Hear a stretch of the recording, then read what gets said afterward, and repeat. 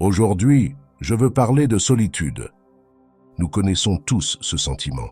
Vous avez tout essayé, tendre la main, rester occupé, sourire. Mais la solitude n'a pas disparu. La vie avance plus vite désormais, plus fragmentée, plus isolée. La technologie promettait de rapprocher les gens, mais au lieu de cela, elle crée souvent une distance tranquille. Il n'est pas arrivé comme ennemi, mais comme remplaçant. Au lieu de passer à côté pour discuter avec un voisin, vous envoyez un SMS. Au lieu de rencontrer un ami pour prendre un café, vous commentez son dernier message. Ces petits changements semblaient pratiques au début, mais avec le temps, ils ont pris quelque chose de profond. Un like, un message, aussi fréquent soit-il, ne pourra jamais remplacer la chaleur de quelqu'un qui est vraiment là avec vous. Les quartiers où tout le monde se connaissait sont désormais plus calmes. Les rassemblements et les rituels partagés qui unissaient autrefois les communautés sont devenus moins nombreux. Ces changements ne sont pas seulement externes, ils ont façonné la façon dont nous interagissons, faisons confiance et nous ouvrons aux autres. Il fut un temps où la connexion semblait naturelle. Les voisins faisaient signe à leur passage, les familles se réunissaient autour de la table chaque semaine et un sentiment d'appartenance semblait ancré dans la vie quotidienne. Ce n'était pas parfait, mais c'était réel. Aujourd'hui, ce sentiment de connexion semble plus difficile à conserver. Vous vous réveillez, vérifiez votre téléphone, continuez votre journée. Mais il manque quelque chose, n'est-ce pas? Il y a une sorte de solitude qui ne vient pas du fait d'être seul. Cela vient du fait d'être entouré de gens tout en se sentant invisible. Cela vient de conversations qui manquent de sens, de relations qui semblent superficielles ou de la prise de conscience silencieuse que le monde que vous connaissiez autrefois ne se connecte plus avec vous. Si cela résonne, sachez ceci. Vous n'êtes pas seul à ressentir cela, mais il y a des raisons derrière cela. Mais la solitude ne concerne pas seulement le monde extérieur. Il s'agit des barrières que nous créons en nous-mêmes. Qu'il s'agisse de la peur du rejet, de vieilles blessures causées par des relations passées, ou de la conviction que personne ne comprendra vraiment. Ces schémas nous retiennent d'une manière dont nous ne nous rendons peut-être pas compte. Vous n'êtes pas seul parce que quelque chose ne va pas chez vous. Vous êtes seul parce que la vie moderne rend les connexions plus difficiles. Et comprendre cela est la première étape vers le changement. La vie moderne a fait de la solitude une épidémie silencieuse. Nos journées sont remplies de tâches, mais pas de sens. La technologie était censée nous rapprocher, mais elle nous laisse souvent un sentiment de distance. Vous parcourez des visages souriants, des célébrations et des réunions de famille en ligne, mais au lieu de vous sentir inclus, c'est comme regarder un film sur la vie de quelqu'un d'autre. Beau, mais pas le vôtre. Qu'est-ce qui a changé? La société a changé. Les gens ont quitté les petites villes et les communautés très unies pour s'installer dans les grandes villes et les banlieues tentaculaires. Les heures de travail s'allongeaient et les week-ends devenaient un autre espace pour rattraper ses responsabilités au lieu de se connecter avec ses proches. Les quartiers qui ressemblaient autrefois à des extensions de votre famille sont devenus plus calmes. Les rassemblements qui vous donnaient le sentiment de faire partie de quelque chose de plus grand sont devenus de plus en plus rares. Mais la vérité est que ce n'est pas seulement le monde qui vous entoure qui a changé, ce sont aussi les croyances qu'on vous a appris à porter. Ne dépendez de personne, disent-ils. Soyez fort, soyez indépendant, gérez-le vous-même. À un moment donné, vous avez peut-être commencé à croire que demander de l'aide est une faiblesse, que s'appuyer sur les autres fait de vous un fardeau. Ces pensées construisent des murs, non pas pour vous protéger, mais pour vous séparer.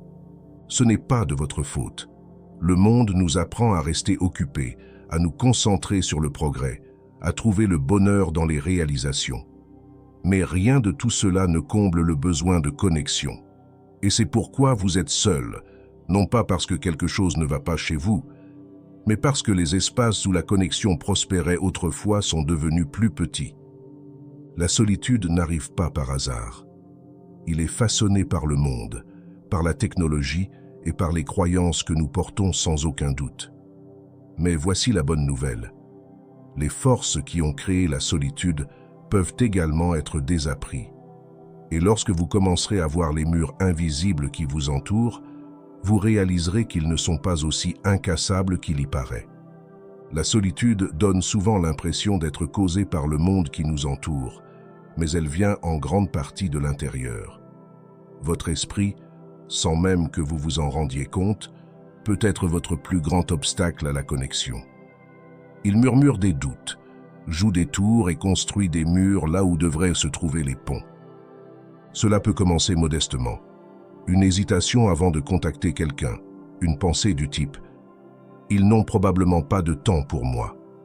Peut-être vous êtes-vous dit « Je ne serai qu'un fardeau » ou « De toute façon, ils ne me comprendraient pas vraiment ». Au fil du temps, ces pensées ne vont pas et disparaissent. Ils s'installent, ils deviennent des croyances, façonnant la façon dont vous vous percevez et les relations que vous vous autorisez à entretenir. Cela vient en partie de vieilles blessures. Repensez. Vous souvenez-vous d'un moment où vous faisiez confiance à quelqu'un uniquement pour vous sentir blessé ou déçu? C'était peut-être le rejet d'un ami, une relation qui s'est terminée, ou même le silence de quelqu'un que vous pensiez important. Ces expériences laissent des traces, et votre esprit, essayant de vous protéger, apprend une dangereuse leçon. La connexion est synonyme de risque. Il est plus sûr, dit-il, de garder ses distances. Mais cette sécurité a un prix. Les murs que vous construisez pour vous protéger de la douleur empêchent également l'accès à l'amour, au soutien et à la compréhension dont vous rêvez. Vous pourriez même commencer à croire les histoires que votre esprit vous raconte sur qui vous êtes. Je ne suis pas assez intéressant. Je ne m'intègre pas. Ou les gens partiront de toute façon. Ces histoires ne sont pas des vérités. Ce sont des échos de moments qui vous ont blessé. Pourtant, ils détiennent tellement de pouvoir, déterminant la façon dont vous abordez chaque interaction. La peur est un compagnon constant dans ce cycle. La peur du rejet, de s'ouvrir pour se retrouver avec indifférence, peut sembler accablante. Peut-être vous êtes-vous dit qu'il valait mieux ne pas essayer. Au moins de cette façon, pensez-vous.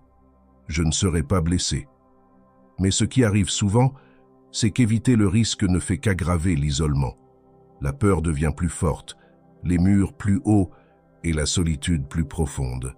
Et puis il y a le perfectionnisme, une force plus silencieuse mais tout aussi puissante. Vous pourriez penser « Je vous contacterai lorsque j'aurai quelque chose d'intéressant à dire » ou « Je rejoindrai ce groupe lorsque je me sentirai plus en confiance ». Mais attendre le moment parfait vous maintient bloqué. La vérité est que la connexion ne nécessite pas la perfection.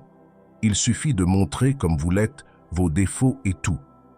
Votre esprit a également une façon d'interpréter les situations d'une manière qui renforce votre solitude. Un ami ne répond pas immédiatement et vous vous dites soudain « Il ne se soucie pas de moi ». Vous voyez les autres rire dans un groupe et vous pensez « Je ne serai jamais à ma place là-dedans ». Ces pensées semblent réelles, mais elles ne représentent pas toute l'histoire. Les gens sont occupés, distraits et font face à leurs propres difficultés. Mais lorsque vous êtes seul, il est facile de supposer le pire, que vous êtes délibérément laissé de côté, que vous ne comptez pas. Se libérer de ce cycle mental commence par la prise de conscience. Vous devez capter ces pensées au fur et à mesure qu'elles surviennent et les remettre en question. Est-ce vrai que personne ne se soucie de toi? Ou est-ce simplement que vous ne l'avez pas contacté depuis un moment? Est-ce vrai que tu n'es pas intéressant? Ou vous jugez-vous selon des normes impossibles? Il s'agit aussi d'être gentil avec soi-même. Imaginez qu'un ami proche vienne vous voir et vous dise « J'ai l'impression que je ne suis pas assez ». Seriez-vous d'accord avec eux? Ou leur rappelleriez-vous leurs valeurs, à quel point ils comptent? Pensez maintenant à la fréquence à laquelle vous vous dites ces mêmes choses méchantes. Apprendre à vous parler avec la même compassion que vous feriez preuve à un ami peut commencer à détruire les murs que votre esprit a construits. La solitude ne signifie pas que vous êtes brisé, cela signifie que vous êtes humain. Et même si l'esprit peut être une barrière, il peut aussi être un outil. En remettant en question les croyances qui vous maintiennent isolés et en faisant de petits pas vers la connexion, vous commencez à réécrire l'histoire que votre esprit vous raconte. Parce que la vérité est que vous n'êtes pas seul, parce que personne ne s'en soucie. Vous êtes seul parce que vous avez appris à croire que vous devriez l'être. Et maintenant, vous pouvez désapprendre cette croyance. Toutes les relations n'atténuent pas la solitude. Certains peuvent l'amplifier, rendant la douleur plus aiguë et le vide plus profond. Vous êtes-vous déjà retrouvé assis avec quelqu'un, peut-être un ami, un partenaire ou même un membre de la famille, et vous sentez-vous plus seul que si vous étiez seul? Il s'agit d'une sorte de douleur silencieuse qui vous amène à vous demander « Pourquoi cela se produit-il » L'une des raisons est que certaines relations n'existent qu'en surface. Ce sont des connexions qui peuvent sembler bonnes de l'extérieur, mais qui manquent de profondeur là où cela compte vraiment. Peut-être en avez-vous fait l'expérience, une conversation qui ne va jamais au-delà du bavardage, une relation dans laquelle vos besoins sont satisfaits avec indifférence ou du temps passé avec quelqu'un qui semble plus intéressé par son téléphone que par vous. Ces interactions peuvent vous donner le sentiment d'être invisible, même lorsque quelqu'un est physiquement présent. Les relations toxiques sont un autre piège. Vous pourriez rester dans une relation qui vous épuise, parce que vous vous sentez plus en sécurité que d'être seul. Il s'agit peut-être d'un ami qui vous critique sous prétexte de vous aider à vous améliorer, ou d'un membre de votre famille dont le soutien est assorti de conditions. Ces relations prennent plus qu'elles ne donnent, mais s'en sortir semble impossible, car l'alternative, l'isolement complet, semble encore plus effrayante. Vous êtes-vous déjà accroché à une connexion par peur? C'est une réaction courante. L'esprit vous dit « quelque chose vaut mieux que rien ». Mais ce quelque chose peut souvent aggraver la solitude. La vérité est qu'être entouré des mauvaises personnes peut vous laisser un sentiment plus vide que si vous étiez seul. Même dans des relations saines, la solitude peut prendre racine. Vous pourriez avoir des personnes gentilles et attentionnées dans votre vie, mais vous ressentez toujours un écart. Pourquoi? Parce que l'intimité émotionnelle ne se limite pas à être présent. Il s'agit également d'être vraiment compris. Peut-être avez-vous essayé de partager vos sentiments, mais vous avez été confronté à un silence gênant. Ou peut-être que quelqu'un que vous aimez a proposé des solutions alors que tout ce dont vous aviez besoin était qu'il vous écoute. Ces moments, bien que petits, peuvent créer une distance qui augmente avec le temps. La peur de la vulnérabilité joue également un rôle. Pour construire de véritables relations, vous devez vous ouvrir et laisser les autres voir les parties de vous qui vous semblent indignes ou imparfaites. Mais si vous avez déjà été blessé, ce genre d'honnêteté peut ressembler à un risque que vous n'êtes pas prêt à prendre. Vous pouvez vous retenir, partager uniquement les parties de vous-même que vous pensez être en sécurité et garder le reste caché. Et même si cela peut vous protéger du rejet, cela maintient également la véritable connexion hors de portée. Une autre force subtile mais puissante est l'attente que nous plaçons dans les relations. Avez-vous déjà été déçu lorsque quelqu'un ne répondait pas à vos besoins inexprimés? Il est facile d'attendre des autres qu'ils comblent le vide en vous, de croire que s'ils vous aimaient suffisamment, vous ne vous sentiriez pas seul. Mais personne ne peut supporter ce poids. La solitude n'est pas quelque chose qu'une autre personne peut réparer pour vous. C'est quelque chose que vous devez d'abord affronter et comprendre en vous-même. Et puis il y a le problème des valeurs mal alignées. Les relations prospèrent lorsqu'elles reposent sur une compréhension, une confiance et un respect partagés. Mais parfois, nous nous accrochons à des liens qui ne correspondent plus à qui nous sommes. Il peut s'agir d'un vieil ami dont la négativité vous épuise ou d'une relation qui est restée une habitude, plutôt qu'une attention mutuelle. Ces relations peuvent vous amener à remettre en question votre valeur, renforçant les sentiments de solitude au lieu de les atténuer. Se libérer de ce cycle commence par reconnaître ce dont vous avez vraiment besoin de la part des personnes qui vous entourent. Cherchez-vous une connexion, une compréhension ou simplement quelqu'un pour combler le silence? Et tout aussi important, les relations que vous entretenez offrent-elles cela? Sinon, il est peut-être temps de réévaluer votre relation, non pas parce que vous n'êtes pas aimable, mais parce que vous méritez des relations qui vous élèvent et vous nourrissent. La solitude au sein d'une relation est l'un des sentiments les plus difficiles à affronter. Il ne s'agit pas du nombre de personnes dans votre vie, mais de la profondeur des liens que vous partagez. En choisissant des relations qui permettent la vulnérabilité, le respect et l'attention mutuelle, vous pouvez commencer à créer des liens qui atténuent véritablement la solitude. La vérité est qu'être seul n'est pas la même chose que se sentir seul. Et être avec les autres ne signifie pas toujours se sentir connecté. Reconnaître la différence est la première étape pour trouver les relations qui vous apporteront enfin la paix. La solitude ressemble souvent à une punition, mais et si c'était autre chose? Et s'il s'agissait d'un message, d'un rappel discret venant de l'intérieur, vous demandant de prêter attention à la relation que vous entretenez avec vous-même?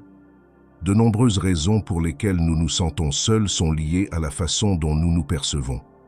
La façon dont vous vous traitez, pensez à vous-même et vous valorisez, façonne chaque connexion que vous entretenez avec les autres.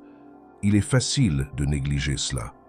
Lorsque la solitude frappe, l'instinct est de regarder vers l'extérieur et de blâmer le manque de personnes autour de vous ou la qualité de vos relations. Mais parfois, la source du vide n'est pas extérieure. C'est la distance que vous avez créée avec vous-même. Vous êtes-vous déjà demandé « Comment puis-je me traiter dans mes moments les plus seuls ?» Pour beaucoup, la réponse est dure. Vous pourriez vous reprocher de ne pas être plus sympathique ou vous demander ce qui ne va pas chez vous. Ces pensées ne sont pas gentilles, ce sont des blessures que vous ne cessez de rouvrir. Ils viennent d'années d'intériorisation du rejet, de comparaison avec les autres ou de conviction que vous n'êtes pas assez. Au fil du temps, ce discours intérieur devient une habitude et, sans vous en rendre compte, vous commencez à vous considérer comme un étranger dans votre propre vie. À quand remonte la dernière fois où vous avez vraiment apprécié votre propre compagnie?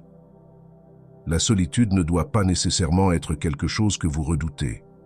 Cela peut être un espace de réflexion, de croissance et de guérison. Mais il faut d'abord changer sa façon de voir les choses. Au lieu de considérer le temps passé seul comme une preuve de votre solitude, et si vous le voyez comme un cadeau, une chance de renouer avec qui vous êtes, reconstruire cette connexion avec soi-même commence par la compassion. Pensez à la façon dont vous réconforteriez un ami proche en difficulté. Vous ne leur diriez pas qu'ils ne sont pas assez bons ou qu'ils devraient avoir tout compris maintenant. Alors pourquoi se dire ces choses? Apprendre à remplacer l'autocritique par la compréhension est l'une des étapes les plus importantes vers la guérison de la solitude. Il y a aussi du pouvoir à redécouvrir les choses qui vous apportent de la joie, non pas pour quelqu'un d'autre, mais pour vous. Quelles activités vous font vous sentir vivant? Quel passe-temps ou passion avez-vous mis de côté au fil des années? Parfois, la solitude est un appel à revenir aux choses qui vous font vous sentir entier, à vous rappeler ce que vous aimez et ce qui vous rend unique. Mais il ne s'agit pas seulement de trouver des distractions. Il s'agit de créer un sentiment plus profond d'estime de soi. Lorsque vous vous valorisez vraiment, vous cessez de compter sur les autres pour combler le vide. Vous commencez à voir les relations comme quelque chose avec lequel partager votre vie, et non comme la source de votre bonheur. Ce changement est puissant. Il transforme la solitude d'un poids en une opportunité de croissance. Les blessures passées jouent souvent un rôle dans ce processus. Si vous avez déjà été blessé, que ce soit par rejet, trahison ou perte, il est naturel de construire des murs pour vous protéger. Mais ces murs n'empêchent pas seulement la douleur d'entrer. ils maintiennent également la connexion hors tension. Guérir ne signifie pas oublier ce qui s'est passé. Cela signifie apprendre à abandonner la croyance selon laquelle ces expériences vous définissent. Avez-vous déjà réfléchi à la façon dont vous vous parlez?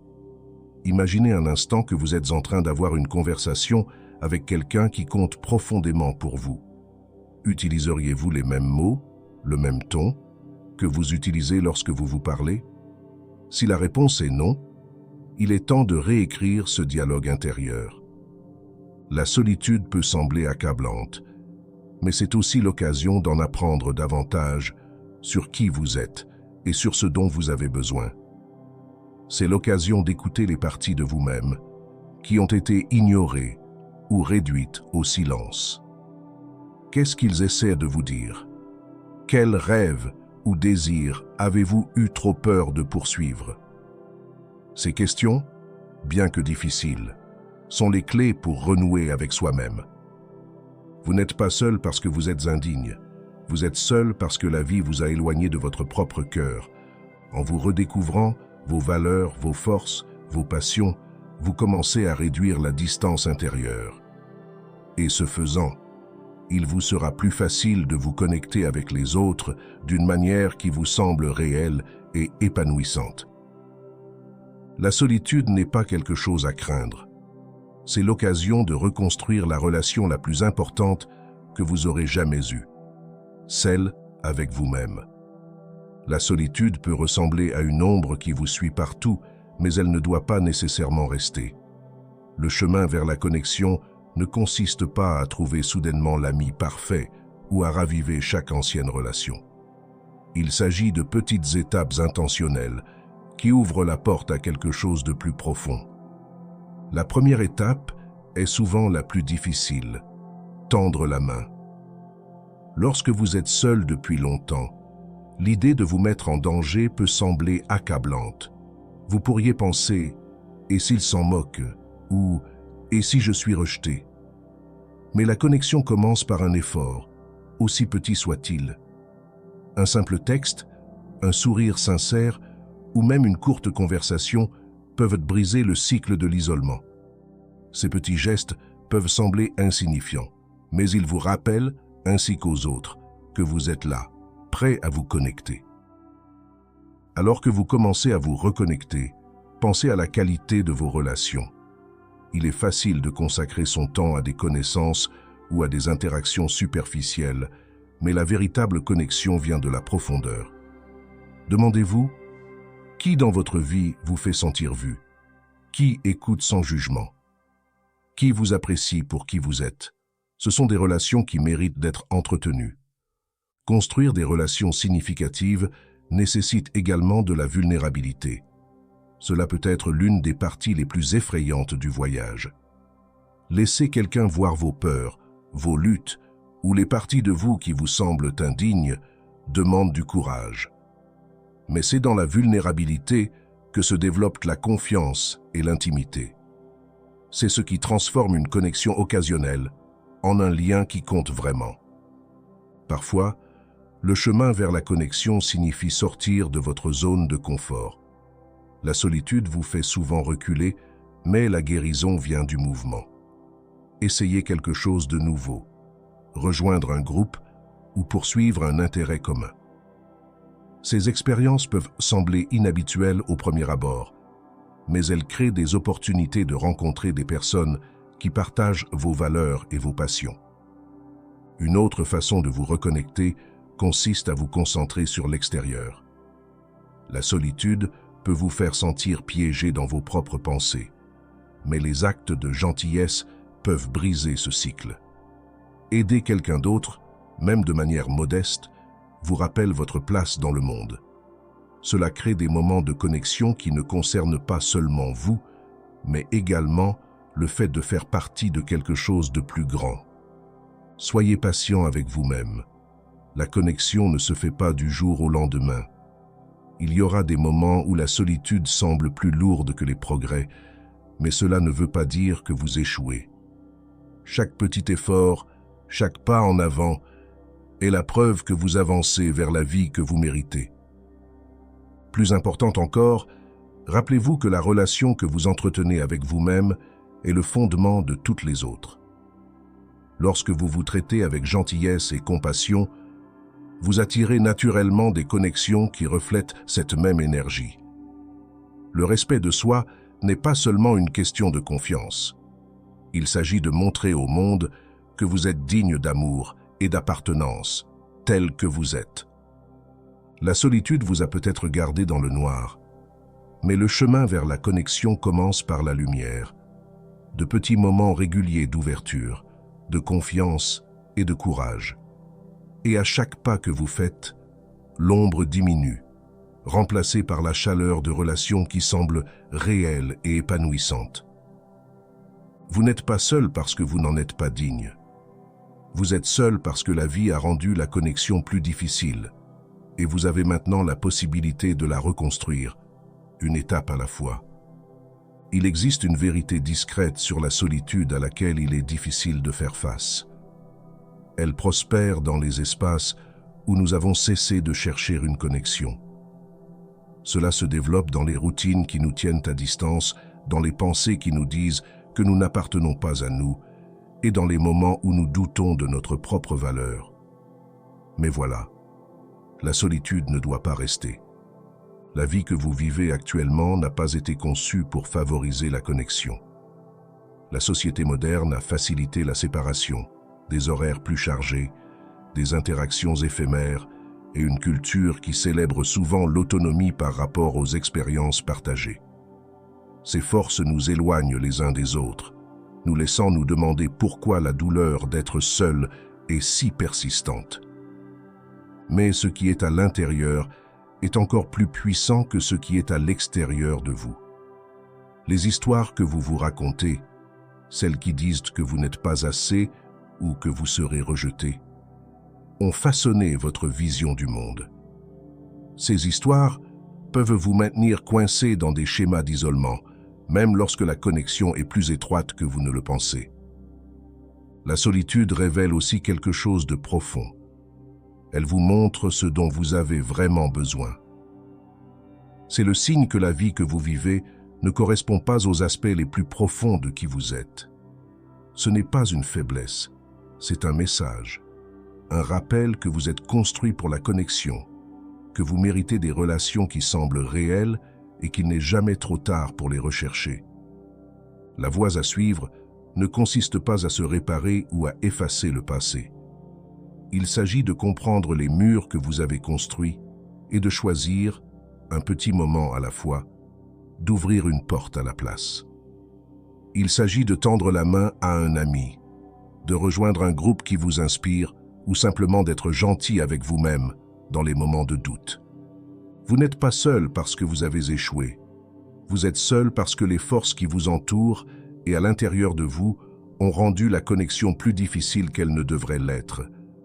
Mais vous n'êtes pas obligé de rester ici. À chaque pas que vous faites vers vous-même, vers les autres, vers la vie que vous désirez, l'ombre de la solitude commence à se dissiper. Et à sa place, vous trouverez quelque chose de bien plus grand, la connexion que vous recherchez depuis toujours. La prochaine fois que la solitude s'installera à vos côtés, ne la voyez pas comme un ennemi. Considérez-le comme un enseignant qui vous guide vers une vie plus pleine et plus riche. Vous n'êtes pas seul à vous sentir seul. Et en franchissant ces étapes, vous réaliserez quelque chose de profond. La connexion que vous recherchez commence avec vous. Si cela vous parle, faites le premier pas vers la connexion. Aimez, commentez ou partagez vos réflexions ci-dessous. Commençons une conversation qui nous rappelle à tous. Nous ne sommes jamais vraiment seuls.